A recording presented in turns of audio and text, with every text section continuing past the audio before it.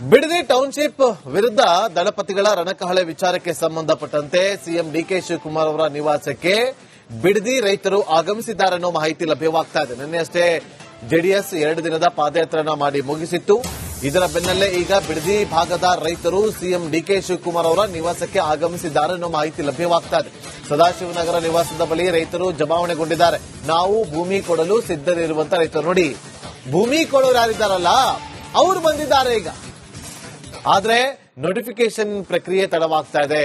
ಬೈರಮಂಗಲದ ಭಾಗದ ಭೂಮಿ ನೋಟಿಫೈ ಮಾಡಬೇಕು. ಭೂಮಿ ನೀಡುವ ವಿಚಾರದಲ್ಲಿ ನಮ್ಮ ಗೊಂದಲ ಇಲ್ಲ ಅಂತೇಳಿ ರಿಪಬ್ಲಿಕ್ ಕನ್ನಡಕ್ಕೆ ಬಿಡದಿ ಭಾಗದ ರೈತರು ಅಂದ್ರೆ ಯಾರು ಜಮೀನನ್ನ ಕೊಡೋದಕ್ಕೆ ಸಿದ್ಧರಿದ್ದಾರಲ್ಲ ಅವರು ಹೇಳಿಕೆಯನ್ನ ಕೊಟ್ಟರು. ಬೈರಮಂಗಲ ಮತ್ತು ಕಂಚಗಾರನಹಳ್ಳಿ ಗ್ರಾಮಗಳ ಕಂದಾಯ ಗ್ರಾಮಗಳ ನೋಟಿಫಿಕೇಶನ್ ಪೆಂಡಿಂಗ್ ಇದೆ.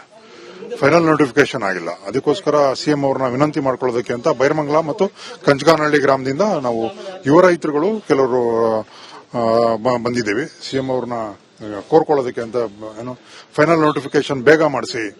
ಬೇರೆಲ್ಲ ಗ್ರಾಮಗಳ ನೋಟಿಫಿಕೇಶನ್ ಆಗಿದೆ, ನಮ್ದಾಗಿಲ್ಲ.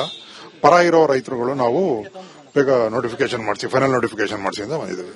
ಅಲ್ಲಿ ಬೈರಮಂಗಲ ಮತ್ತು ಕಂಚಗಾರನಹಳ್ಳಿ ಗ್ರಾಮಗಳ ಕಂದಾಯ ಗ್ರಾಮಗಳ ನೋಟಿಫಿಕೇಶನ್ ಪೆಂಡಿಂಗ್ ಇದೆ. ಫೈನಲ್ ನೋಟಿಫಿಕೇಶನ್ ಆಗಿಲ್ಲ. ಅದಕ್ಕೋಸ್ಕರ ಸಿಎಂ ಅವ್ರನ್ನ ವಿನಂತಿ ಮಾಡ್ಕೊಳ್ಳೋದಕ್ಕೆ ಅಂತ ಬೈರಮಂಗಲ ಮತ್ತು ಕಂಚಗಾರನಹಳ್ಳಿ ಗ್ರಾಮದಿಂದ ನಾವು ಯುವ ರೈತರುಗಳು ಕೆಲವರು ಬಂದಿದ್ದೇವೆ. ಸಿಎಂ ಅವ್ರನ್ನ ಕೋರ್ಕೊಳ್ಳೋದಕ್ಕೆ ಅಂತ ಏನು ಫೈನಲ್ ನೋಟಿಫಿಕೇಶನ್ ಬೇಗ ಮಾಡಿಸಿ. ಬೇರೆಲ್ಲ ಗ್ರಾಮಗಳ ನೋಟಿಫಿಕೇಶನ್ ಆಗಿದೆ, ನಮ್ದು